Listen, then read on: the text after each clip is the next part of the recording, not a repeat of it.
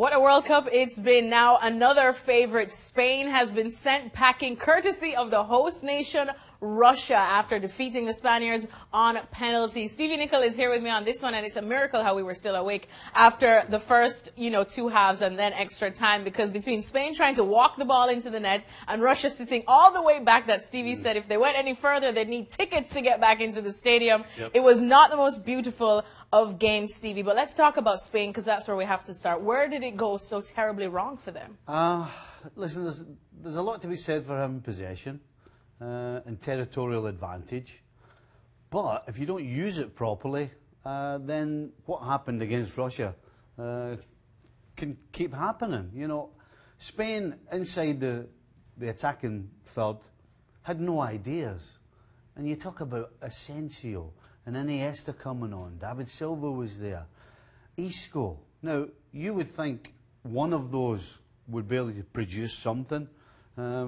Even Diego Costa was anonymous because he couldn't fight anybody, because nobody wanted to fight him.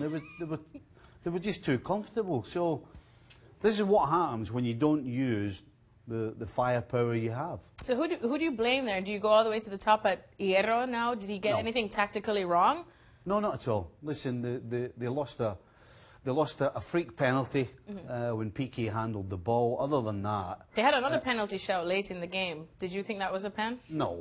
There are far too many players pulling and pushing each other to try and figure out who's doing it the most or who started it. So no, I have no problem with that. Listen, at the end of the day, in the attacking third of the field, they had enough possession, Spain. You can't look at Hierro and say he did anything wrong. He didn't pick the wrong team. I would have played all these guys as well. They had an opportunity. It was in the hands of the players, and the players couldn't produce it.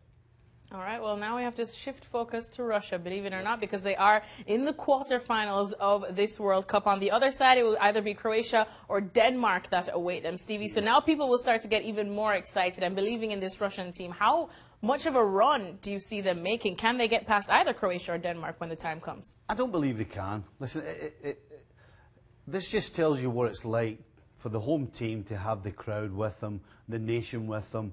It can push you into things that you don't even know you have.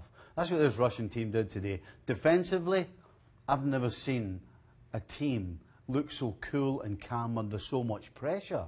It wasn't like they had to throw bodies in front of the ball or last-minute ditch tackles or desperate defending.